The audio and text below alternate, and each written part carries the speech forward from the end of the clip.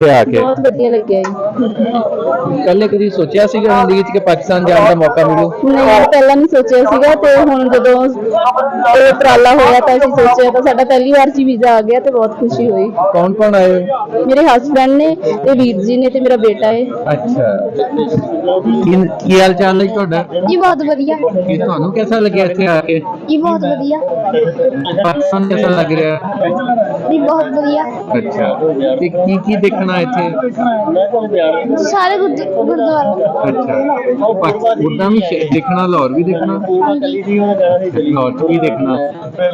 ਜੀ ਸਾਰੀ ਜਗ੍ਹਾ ਸਾਰੀ ਗਲੀਆਂ अच्छा ਤੇ ਮਹਾਰਾਜਾ ਰਣਜੀਤ ਸਿੰਘ ਦਾ ਰਾਜ वाह, महाराजा रणजीत सिंह का ਰਾਜ वाह वाह।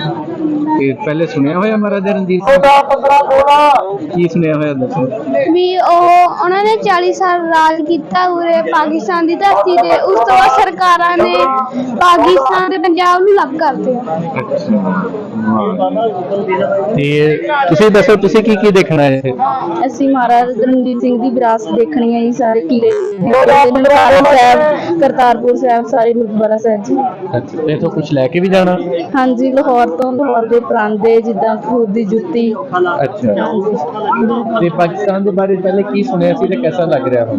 ਨਹੀਂ ਬਹੁਤ ਵਧੀਆ ਲੱਗ ਰਿਹਾ ਸੀ। ਪਹਿਲਾਂ ਵੀ ਬਲੌਗ ਦੇਖਦੇ ਹਾਂ ਜਿੱਦਾਂ ਨਾਸਿਰ ਢਿੱਲੋਂ ਵੀਰ ਜੀ ਹੋਣੀ ਨੇ, ਉਹਨਾਂ ਨਾਲ ਅਸੀਂ ਹੁਣ ਮਿਲੇ ਵੀ ਸੀਗੇ ਤੇ ਉਹਨਾਂ ਦੇ ਬਲੌਗ ਦੇਖਦੇ ਹਾਂ ਤੇ ਬਹੁਤ ਉਹ ਦਿਖਾਉਂਦੇ ਨੇ, ਜਿਵੇਂ ਬਹੁਤ ਵਧੀਆ ਲੱਗਦਾ ਹੈ ਉਹਨਾਂ 'ਚ ਸਾਰੀ ਉਹ ਦਿਖਾਉਂਦੇ ਨੇ। ਇੱਧਰੋਂ ਜਿਹੜੇ ਵੀ ਇੰਡੀਆ ਤੋਂ ਆਉਂਦੇ ਨੇ ਉਹਨਾਂ ਨੂੰ ਘੁਮਾਉਂਦੇ ਨੇ। ਅੱਛਾ ਤੇ ਹੋਰ ਪਾਕਿਸਤਾਨ ਬਾਰੇ ਕੀ ਤੁਸੀਂ? ਕੁਝ ਨਹੀਂ, ਬਸ ਬਲੌਗ ਜਿੱਦਾਂ ਦੇਖਦੇ ਹਾਂ ਬਲੌਗ ਦੇ ਰਾਹੀਂ ਪਤਾ ਲੱਗਿਆ ਜੀ, ਜਿਹੜੇ ਗੁਰਦੁਆਰਾ ਸਾਹਿਬ 'ਚ ਘੁਮਾਉਂਦੇ ਨੇ ਉਹਨਾਂ ਬਾਰੇ ਹੀ ਪਤਾ ਲੱਗਿਆ। ਲਾਹੌਰ ਵੀ ਦੇਖਣਾ? ਹਾਂਜੀ ਲਾਹੌਰ ਕੀ ਦੇਖਣਾ?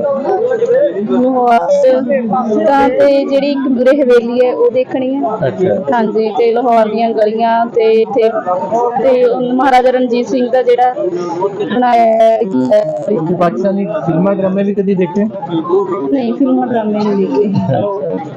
ਬੜਾ ਚੰਗਾ ਲੱਗਿਆ ਤੁਹਾਡੇ ਨਾਲ ਗੱਲਬਾਤ ਕਰਕੇ ਤੇ ਤੁਸੀਂ ਦੇਖੋ।